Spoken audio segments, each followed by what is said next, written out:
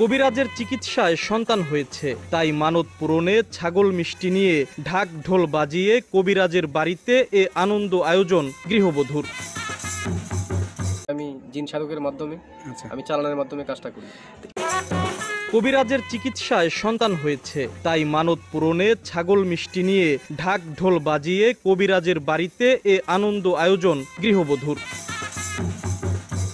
রানো আক্তারের দাবি, ঢাকায় বড় বড় ডাক্তার দেখিয়েও তিনি সন্তান জন্ম দিতে পারছিলেন না, বরং ডাক্তাররা বলেছিলেন তিনি সন্তান জন্ম দেওয়ার ক্ষমতা হারিয়ে ফেলেছেন। এরপর তিনি রাজবাড়ীর গোয়ালন্দ উপজেলার রমজান মাতুব্বর পাড়ার কবিরাজ আমি জিন সাধকের মাধ্যমে আমি চালানোর মাধ্যমে কাজটা করি।